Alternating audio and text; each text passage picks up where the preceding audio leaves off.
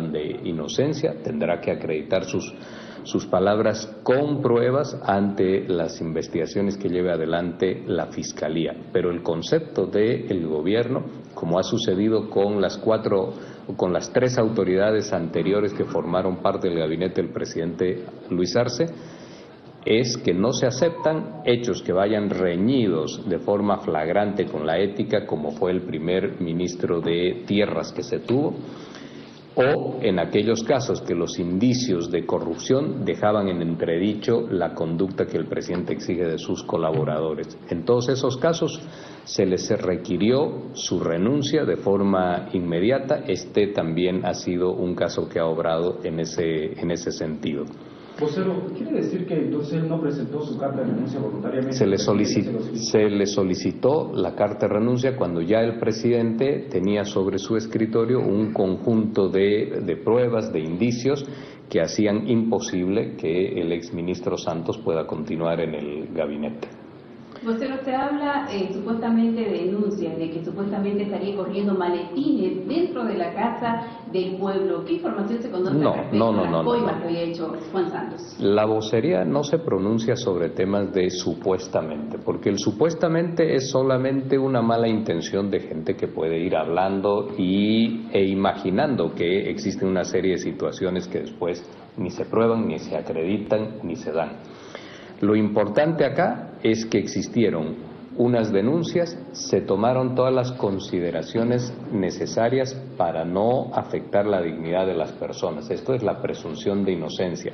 Cuando ya el conjunto de indicios son demasiado evidentes, entonces la consideración es de que esa persona no puede formar parte, en este caso del gabinete, se le solicita la renuncia y se tiene que defender ya como cualquier ciudadano más. Y allá tendrá que demostrar su inocencia. Recuerden ustedes que el ministro Kelka, el exministro Kelka de Educación, fue separado del cargo, después él se fue a un proceso y el proceso lo ha exonerado.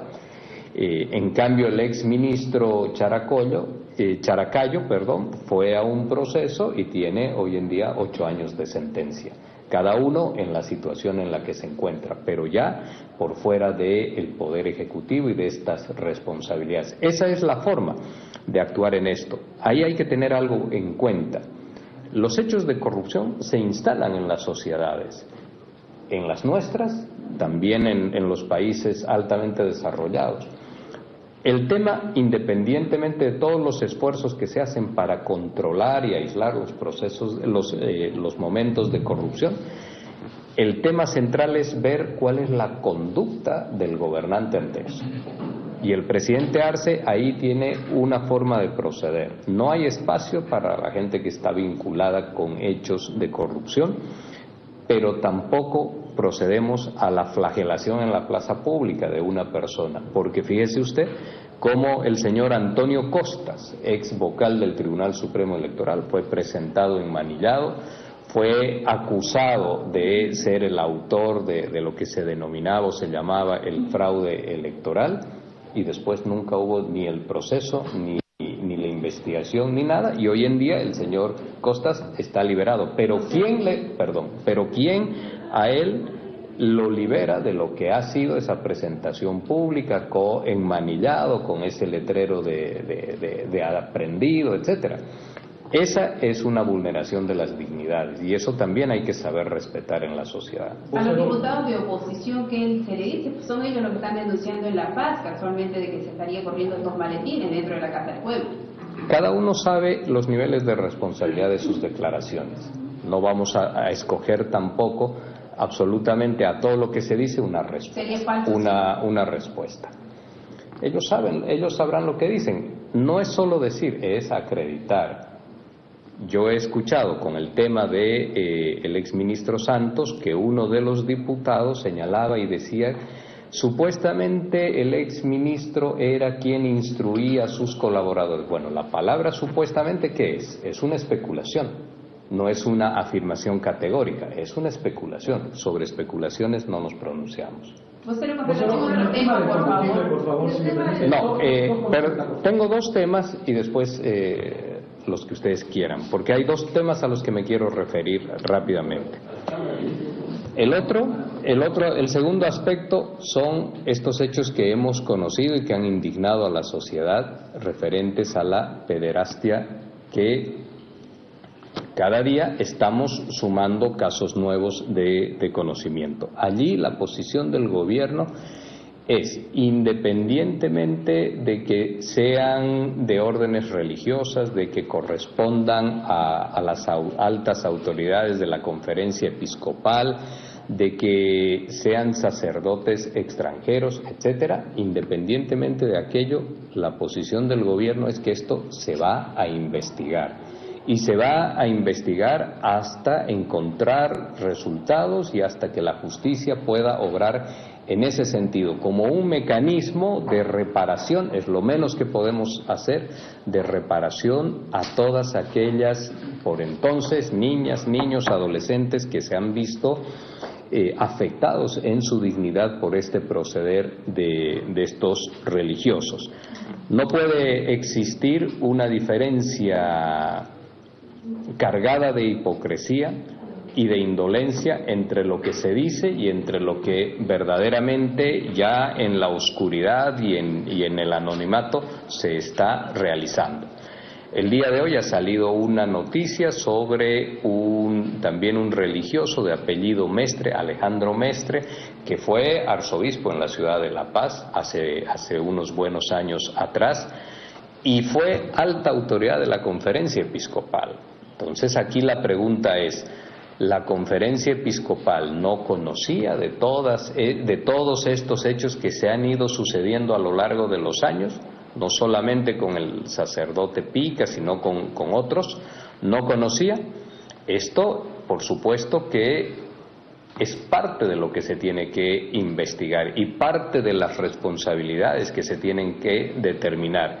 En los años 90, otro religioso, Luis To, en la década de mediados de los 90, llega a la ciudad de El Alto y él había estado sentenciado por violación a una niña de 8 años en España.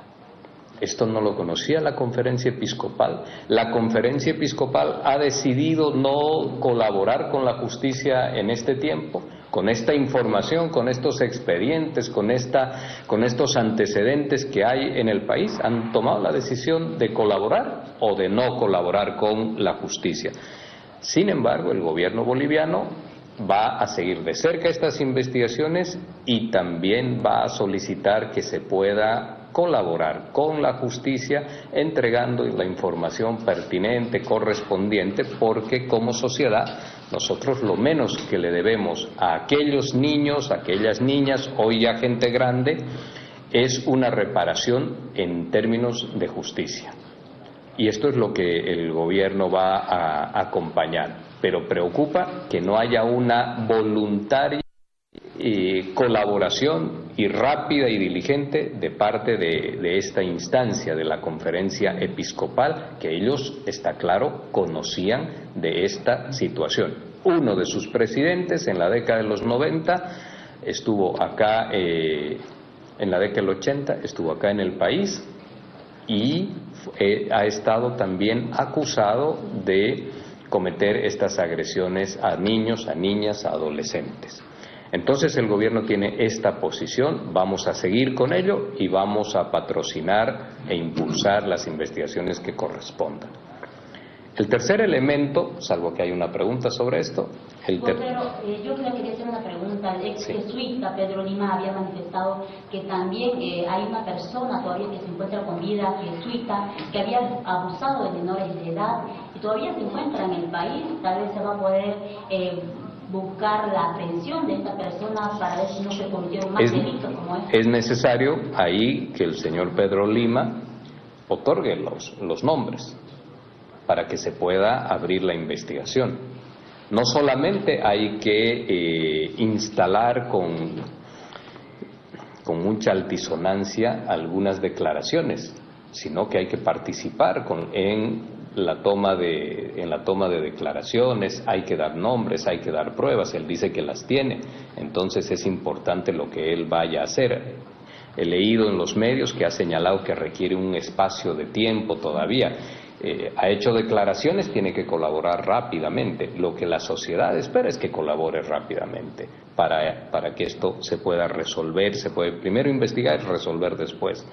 También ha sido ya detenido un sacerdote en Tarija, en la línea de esto que preocupa a toda la sociedad boliviana. Los casos en el mundo pareciese infinitos.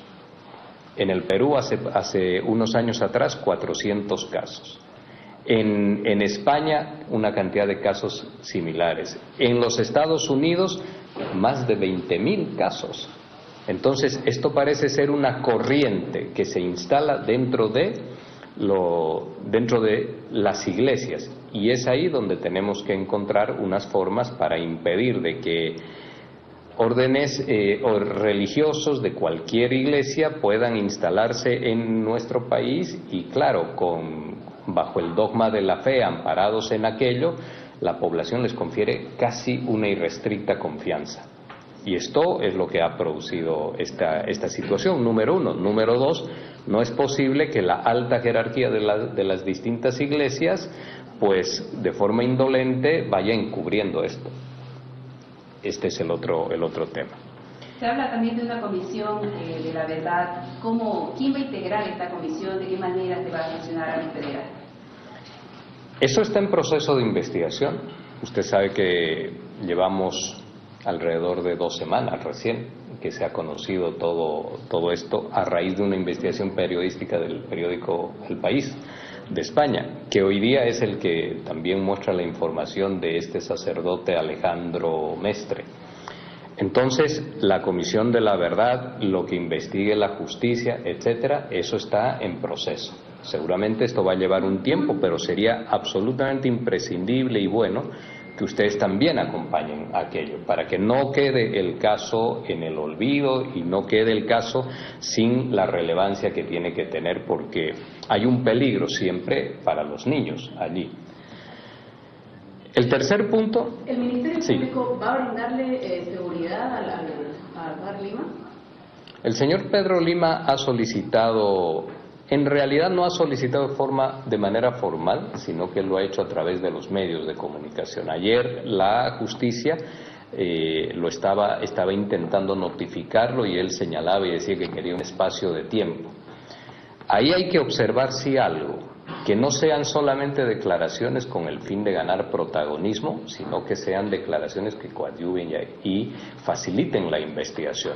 ¿Por qué digo esto? Porque el señor Pedro Lima pues ya ha tenido unas declaraciones así muy altisonantes y muy de querer ganar protagonismo y después no coadyuvan con lo que hoy en día es la necesidad de poder investigar, y eso hay que observar. Pero garantías, protección, etcétera, pues la tienen todos los bolivianos que quieran declarar, todos los bolivianos que allí quieran declarar. No vemos que hayan unas amenazas especiales contra el señor Pedro Lima. Lo importante es su colaboración. Y esa información que él dice tener, pues que la comente, que la diga, que la declare, que la oficialice, para que a partir de eso también se puedan sumar otros elementos. El tercer punto para nosotros es la cuestión del banco fácil.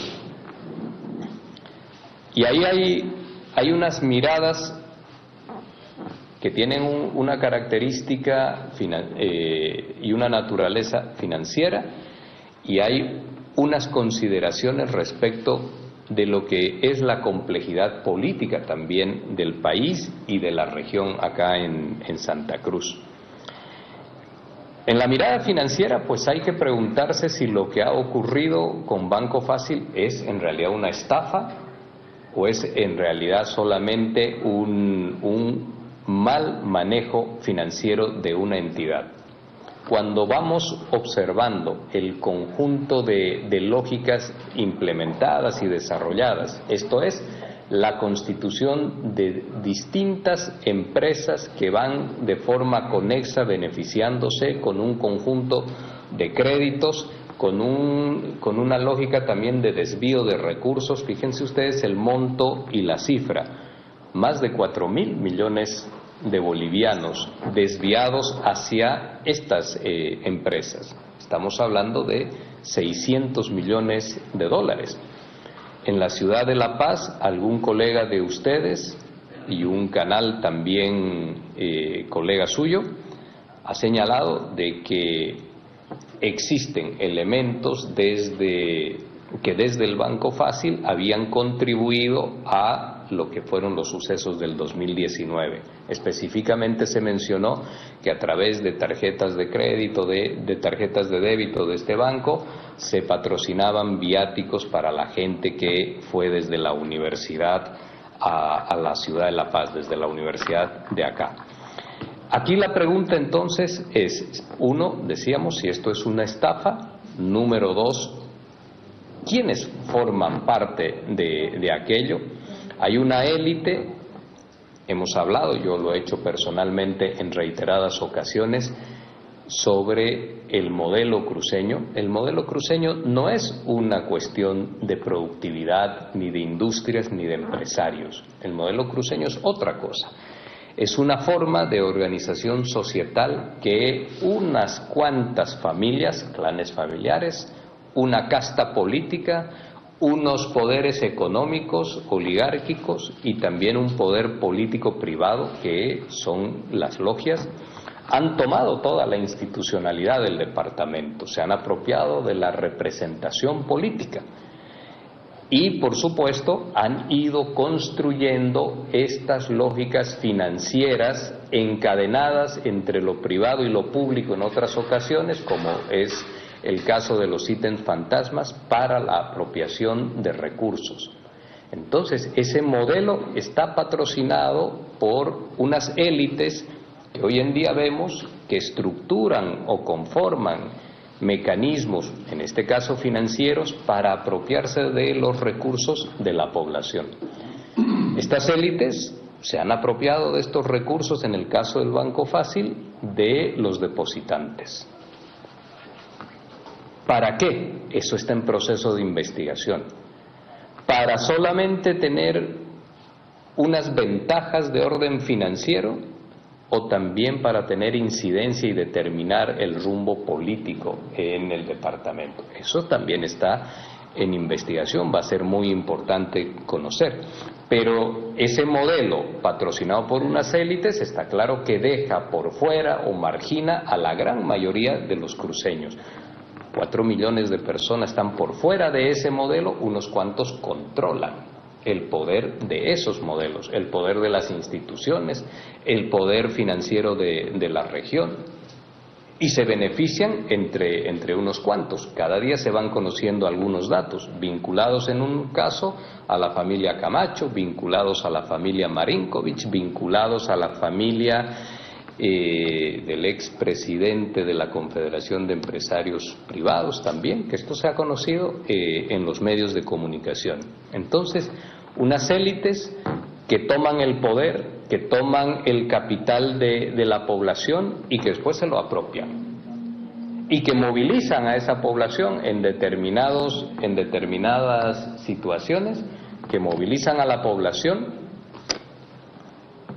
para darle un marco allí de legitimidad, y finalmente la movilizan en cabildos, la movilizan en paros cívicos, y que finalmente son unas élites que se terminan apropiando de los recursos de la población. Ha pasado con los ítems fantasmas, ha pasado ahora con esta lógica perversa del Banco Fácil, y allí lo importante será siempre que se pueda establecer de manera absolutamente clara es hacia dónde se desviaban los recursos y cuántos de esos recursos han generado inestabilidad en nuestra sociedad, confrontación entre bolivianos con estas mecánicas perversas. Es bueno, sería bueno, decimos, que la gente del comité cívico se pueda pronunciar, que la gente de la gobernación se puedan pronunciar, que la gente del comité interinstitucional también den su palabra y su mirada sobre esto, que las distintas cámaras industriales, agroindustriales del departamento también manifiesten cuál es el criterio sobre esto que ha ocurrido acá en Santa Cruz. Alguien decía que el 50% de la economía del departamento atravesada por este banco. Entonces, no solo es una cuestión financiera, sino que el poder económico también digita, financia e interviene en los espacios de orden político. Eso no fuese un inconveniente mayor, está en la historia, pero cuando esa intervención genera confrontación entre bolivianos, bueno, ahí ya tenemos sin lugar a dudas un problema muy, muy crítico. Entonces, habiendo y existiendo un modelo exitoso, que es lo que siempre se ha señalado, el modelo cruceño como un modelo exitoso, y yo digo, no es un modelo ni de productividad, ni de industrias, ni de empresarios, es un modelo de organización societal y del poder político de una región, mostrándose con un éxito que obnubila. Pues entonces ahí vemos cómo se construye, no para todos, sino para esa élite que ha preservado para sí la institucionalidad y la representación en Santa Cruz, cómo se construye ese éxito. 600 millones de dólares apartados, desviados hacia manos privadas, por supuesto que generan el éxito de muchos. Vocero, usted habla de que se habría utilizado o desviado dinero del ex banco Paz a las movilizaciones. Eso lo ha dicho un periodista colega suyo. ¿El gobierno nacional se confirma eso? No, nosotros estamos esperando y vamos a acompañar siempre con nuestra voz y nuestro criterio las investigaciones. Esto que yo le menciono, pues ha salido en un canal colega de ustedes. Y el día domingo en otro canal también se ha mostrado cuál ha sido el modus operandi de constitución de varias empresas financieras, unas de publicidad, de informática, etcétera, de bienes raíces, otras, para poder extinguir las responsabilidades, la propiedad, etcétera, del banco. Entonces eso hay que mirar para que después se vaya investigando si estas estructuras y esta ingeniería financiera deriva en financiamiento hacia la política y hacia la generación de conflictos. Eso hay que mirarlo. Eso sí que está en proceso de investigación. Pero si bien es cierto, la unidad de investigaciones financieras ha dado a conocer estos datos que usted está confirmando, sin embargo, desde el Ministerio Público no han aperturado una investigación ni han citado a estos empresarios que se los nombra mediante, vuelvo a reiterar, la unidad de investigación financiera. El Ministerio Público tiene que responder a aquello. Sin embargo, hay gente detenida, hay gente que ya está en investigación, por eso están detenidos, y nosotros creemos que hay que saber aceptar lo que son los tiempos en este caso de investigación, para conocer los procesos. Se hablaba la semana anterior sobre el caso del exministro, se hablaba de que inmediatamente quería que se lo detenga, que se intervenga el ministerio, etcétera. Hacia finales de la semana, cuando ya se reúne una información importante, se procede con aquello. Entonces, eso hay que respetarlo, ¿no? Querer correr no significará avanzar de mejor manera, pero esto que señalamos es una de las preocupaciones que se tiene. Financieramente se puede operar de una manera, que efectivamente se han apropiado de recursos de la población, está claro que eso ha ocurrido, con créditos vinculados sobre todo, con créditos vinculados. Yo escuchaba hace pocos días que otorgaban una cantidad de créditos, 240 millones de bolivianos, pero había que dejar como una comisión traducida en compra de acciones de una empresa por 35 millones. Estamos hablando de 5 millones de dólares, no estamos hablando de 3.000 dólares, estamos hablando de 5 millones. Uno de esos apellidos es de la familia Marinkovic. Entonces, esto seguramente la justicia y la fiscalía lo tiene que investigar, y después hay que ver si existen conexiones con la política. La conexión con la política, y concluyo esto, la conexión con la política solamente es importante por algo, porque a partir de la existencia, si esto es así, de tener una relación política, se generan conflictos en el país. El último conflicto en el país se ha llevado 4 vidas humanas y se ha llevado 1.200 millones de dólares, que han afectado básicamente a Santa Cruz, pero al país entero. 1.200 millones de dólares son entre el 0,5 y el 0,7% del crecimiento del PIB. Entonces, financiar aquello, eso ya es mucho más complejo. José, por favor, en otro tema, el tema del combustible. Por ejemplo, anoche, si bien es cierto, ya se llegó a un acuerdo, pero los productores están pidiendo que se deroguen algunos artículos de estos 2 decretos. Si esto es factible. Y otra consultita, por favor, hay datos que IPFB debe aproximadamente 800 millones de dólares, ya sea a las empresas comercializadoras, a las internacionales, a los ingenios, por ejemplo, a los azucareros por el tema de etanol, y también a las petroleras. ¿Esta deuda existe y si existe o no existe y cómo se va a pagar? Bien. La reunión de anoche ha servido, o que ha culminado ayer, ha servido para levantar las medidas de presión. Las medidas de presión porque quieren que se pueda liberar en el acceso y a la compra rápida del combustible, sobre todo de aquella gente que va y compra y adquiere combustible no con placa de vehículo, sino con bidones. ¿Cuál es uno de los problemas que tiene el país en el tema de los carburantes? El contrabando. ¿Cuál es una de los mayores señalamientos que tenemos nosotros como gobierno? Que viene esto desde todo el sector privado del país, llámese combustibles o llámese otro tipo de producción o de industria. Que el país tiene que ser fuerte en temas de contrabando. Bien, nosotros tenemos hoy en día una parte importante de nuestros hidrocarburos que salen hacia las fronteras, porque el precio en Bolivia, como está subvencionado, es barato.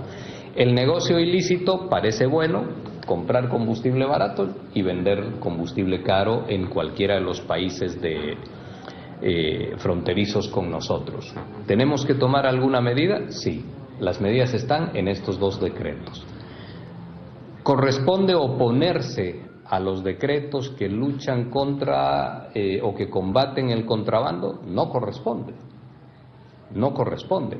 Por supuesto que las acciones para evitar el contrabando se tienen que desarrollar con algunas políticas nuevas, con algunos requerimientos o requisitos nuevos, en este caso para la compra de combustible. ¿Nos aprobarán alguno? El día de ayer se han levantado las medidas y se ha explicado cuál es el alcance de ambos decretos. Entonces ahí no está contemplado eso. Es importante que entre todos podamos contribuir a que no perdamos combustible y no afectemos la economía del Estado.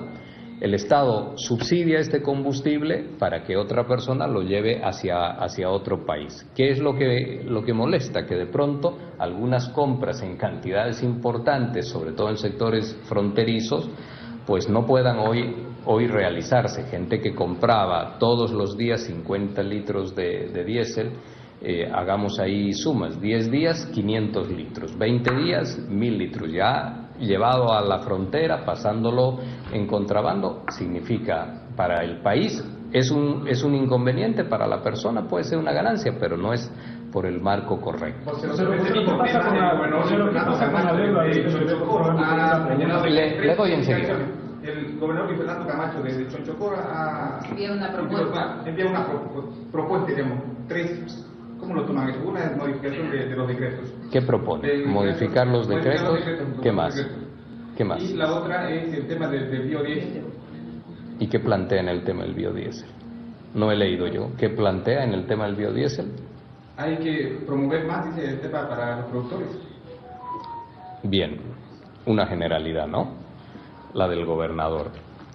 Si nosotros tenemos un subsidio y la demanda interna va creciendo, ¿cuánto crece esa demanda interna? Se estima que en alrededor del 6% cada año.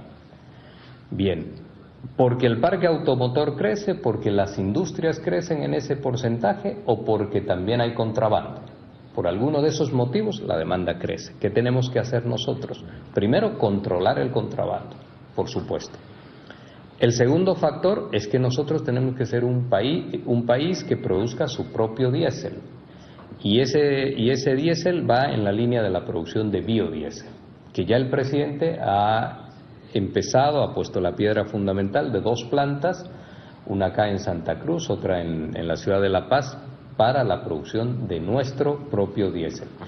En la medida en que vaya, y hay una tercera planta, que es la planta de HBO, para producir en mayor cantidad también biodiesel. En la medida en que produzcamos, vamos a ir reduciendo la dependencia de la compra con el exterior. Ese es el concepto y esa es la medida estructural para salir de la subvención a los hidrocarburos, que va creciendo cada año. No ha dicho nada nuevo entonces ahí el gobernador, porque es algo que el presidente ya lo ha mencionado con anterioridad. Nosotros vamos a producir, dentro del marco de lo que significa la industrialización del país, la sustitución de importaciones, vamos a tener nuestra propia producción de biodiesel. Esperamos que hacia el año 2025 estemos cubriendo algo más del 50% de la demanda interna, y así gradualmente hasta que podamos ser autónomos en la producción de biodiesel. Ha quedado, una pregunta acá respecto de la deuda. Entiendo que el monto es menor de las deudas que pueda tener yacimientos, pero eso es parte normal de la actividad. Se contrae obligaciones a partir de la compra de combustibles y se fijan y se establecen unos plazos para la cancelación de los mismos. No es nada anormal ni nada que no se haya hecho en el pasado. Bolivia compra combustible desde el año 2006. Desde el año 2006. Porque nosotros somos productores de gas, pero no productores de diésel, y no somos productores de petróleo, entonces no tenemos capacidad de refinar y de producir nuestro propio petróleo. Tenemos una pequeña cantidad de petróleo, pero eso no alcanza para la demanda interna. El pozo último que se ha descubierto es un pozo de líquido pesado, que es necesario para la producción de diésel. Estimamos ahí que cuando se encuentran estos pozos con petróleo pesado, pues lo que se tiene en realidad por debajo es una cantidad importante de gas. Esperemos que esto sea así, se tiene que confirmar. Pero esta deuda no es por falta de dólares para comprar el combustible, el diésel. Cuando hemos hablado y hemos dicho que en el país existe una liquidez en el acceso al dólar norteamericano, pues esto tiene unas implicancias directas. Genera un inconveniente para el tema de exportaciones, genera un inconveniente para el tema de las importaciones, porque hay que importar determinados insumos para producir y después exportar. Y genera un inconveniente en esa disponibilidad para comprar también combustible, porque el combustible se paga con dólar, no lo podemos pagar con moneda boliviana. Ahí hemos tenido un inconveniente. ¿Cuál ha sido la respuesta del gobierno? Necesitamos generar divisas para el país. De forma inmediata, ¿cómo lo hacemos? Pues monetizamos las reservas en oro. ¿Por qué monetizamos las reservas en oro? Porque nosotros tenemos un problema, o hemos pasado, que ahora se está solucionando ya tenemos una mayor cantidad de recursos en divisa norteamericana. Tenemos un inconveniente de iliquidez, no de insolvencia, que son dos criterios distintos. No es lo mismo iliquidez que insolvencia. Nosotros podemos comprar y adquirir oro con moneda nacional a través de un proceso de refinación y de certificación de vida de manera internacional. Certificamos ese oro y lo acumulamos como reserva internacional. Entonces, con moneda nacional podemos incrementar nuestras reservas. ¿Qué es lo que no teníamos? Moneda norteamericana. ¿Cómo se constituyen las reservas internacionales de un país? Por derechos extranjeros, por oro y por divisa norteamericana. Entonces, de estos tres elementos, lo que no tenemos con frecuencia es la divisa norteamericana. ¿Por qué? Hay dos factores. Uno de ellos, porque tenemos menos recursos que antes por el tema de exportación de hidrocarburos, de gas. Porque no nos pagan a quienes hacemos el gas también. No nos pagan en el tiempo y en los modos que necesitamos. Y tres, porque los Estados Unidos han subido sus tasas de interés. Cuando suben los Estados Unidos las tasas de interés, los dólares, ¿hacia dónde van? Se van hacia bancos americanos. Entonces, la región que es dólares. Si usted va hoy día a la Argentina, el ciudadano argentino puede comprar $200 por mes. El ciudadano chileno tiene mucha dificultad para conseguir y comprar y adquirir dólares. Esto está ocurriendo. ¿Por qué? Porque los Estados Unidos levantan la tasa de interés y los dólares migran hacia aquel lugar. ¿Qué hacemos nosotros? Pues monetizamos el oro. Por un lado no significa que vendemos un stock y nos quedamos sin oro, sino que tenemos la posibilidad de comprar, porque bolivianos hay en circulación. Compramos oro y ahí vamos nivelando, número uno. El presidente ha hablado de que hay que explorar el tema del comercio y del pago con yuanes, y eso es importante. Hay alguna gente que ha salido rápidamente a decir de que ahí vamos a tener una dificultad porque los yuanes ahora van a ser la moneda corriente. Eso no es verdad. Eso no es verdad. Los yuanes se utilizan para comercio exterior, nada más. ¿Cómo se compone el comercio exterior en Bolivia? Sobre todo las importaciones, porque para importar gastamos dólares. ¿Cómo se compone? El 20% China. Importamos el 20% de China. E importamos entre Brasil y la Argentina el otro tanto hasta llegar a un 28%. 48% de nuestras importaciones son de la China, Brasil y Argentina. ¿Cuánto significa esto en dólares? 6.154 millones de dólares el año 2022. O sea que si nosotros pagamos con yuanes podríamos tener una disponibilidad de dólar norteamericano de estas actividades. ¿Cómo opera eso? Opera a través de algo que se llaman convenios bilaterales y las formas y las operaciones swap. Las operaciones swap es en realidad un predio donde nosotros establecemos y confirmamos los tiempos, las referencias, los plazos, etcétera, etcétera, con el otro país, en este caso con China, de manera tal de que todas nuestras importaciones van a un paquete o a una bolsa y se pagan en determinados tiempos. Y si la Argentina, que ya ha empezado a hacer esto, y Brasil, que también ya ha empezado a hacer esto, el Banco de los BRICS, ¿no?, donde el señor Dilma Rousseff es la presidenta, pues, y nosotros tenemos el mayor comercio con ellos, pues ahí tenemos una oportunidad también para no quedar sometidos y dependientes del dólar norteamericano y poder establecer que tenemos como ese 48% a través de esas formas. El Comité Cívico ya inició un proceso para el revocatorio de mandato del Bien. Hay que analizarlo, porque hay unos datos que son muy importantes. ¿Cómo les ha ido a los sectores de la oposición, incluyendo el Comité Cívico, cómo les ha ido con esta recolección de firmas para la reforma de la justicia? Porque no han movilizado gente. Porque han logrado apenas el 50%. Si tomamos en cuenta que ellos lograron el año 2020, entre todos los sectores de oposición, alrededor de 2 millones de votos, hoy han logrado 800 firmas. ¿Por qué ocurre eso? ¿Por qué no se ha movilizado masivamente la población? ¿Y por qué si el tema de la justicia era la agenda mayor que indignaba y que movilizaba a los bolivianos? ¿Por qué no se reflejan las firmas? Esos procesos políticos, sociológicos, hay que comprenderlos para entender también cuál es la verdadera potencia que tienen los sectores opositores. Porque yo puedo agarrar mi teléfono y darle todos los días al tweet y a las transmisiones y salir, pedir que me entrevisten, etcétera, pero eso no significa que tengan la confianza de la gente. Está claro que no tienen la confianza de la gente. ¿Por qué ocurre eso? Ellos tienen la respuesta, pero tengo la impresión de que no logran estructurar un proyecto con credibilidad respecto de qué sociedad quieren, qué Estado quieren, hacia dónde nos quieren conducir, qué modelo de desarrollo quieren. ¿Un modelo económico de desarrollo con redistribución o con libre mercado? ¿Qué quieren? Si no tienen claro esto, por supuesto que la gente se moviliza. La pregunta entonces, para responderle, van a poder movilizarse para conseguir 1 millón, yo había calculado 1.800.000, he leído el día de hoy 1.900.000 firmas, y después 3.400.000 en números redondos. El presidente Arce sacó 3.390.000 votos. Van a lograr sacar 3.400.000 votos, y previamente van a lograr reunir 1.900.000 firmas, y previamente, antes de iniciar el trámite, van a tener que explicar, que hay que justificar la pregunta y el porqué del revocatorio. ¿Y qué va a decir? Nos mandó un cabildo. Sí, pero en Santa Cruz y en Cochabamba, ¿cómo justifican aquello? Tengo la sensación, en todo caso, que el presidente del Comité Cívico está en un callejón sin salida, porque están evidentemente incómodos con ese revocatorio y están también buscando la forma de salir de aquello. Y lo último ahí